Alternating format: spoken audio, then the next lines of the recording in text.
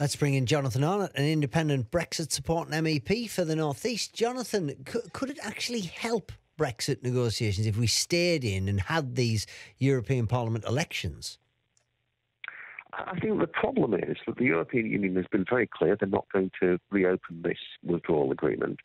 So it's not entirely clear what extending Article 50 more and more and more is actually likely to achieve, because most of the problems with what Theresa May has negotiated, and she's done a very bad job in negotiations, but most of the problems come with the withdrawal agreement. There's not that much. This is actually the issue with the political declaration. It's bad, but it's not the main source of the issue.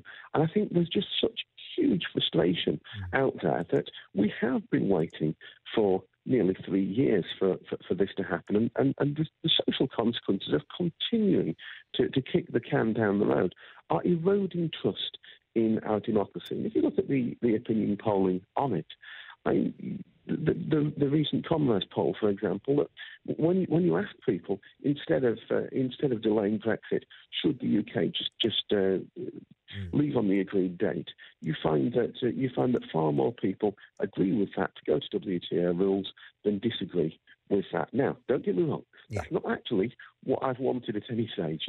I think we should have been seeking a good deal, and I just feel that Theresa May has come back with such a bad deal. So what is better? What is better, a bad deal or no deal at all? Well, I mean, my view was always that we should have been looking for a good deal, but Theresa May has consistently gone in completely the wrong direction with that. She's consistently been asking the EU for the wrong things, failing to respect the result of the referendum with what she has come So back can with. she salvage a good deal out of this now?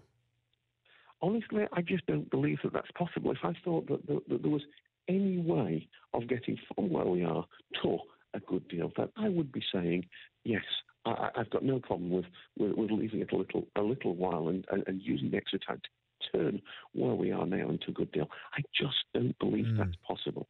I don't think that it's been mismanaged for the last 3 years.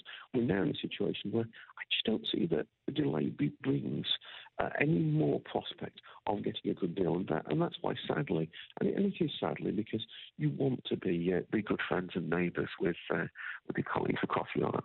Sadly, I find myself in the position of just seeing now that, look, the least worst option, the way of restoring faith in democracy and ensuring that the referendum result is respected. Sadly, I think now that the least worst option is just to leave without a deal. Okay, Jonathan, we've got to leave it there. Jonathan Arnott there, an independent Brexit supporting MEP for the North East.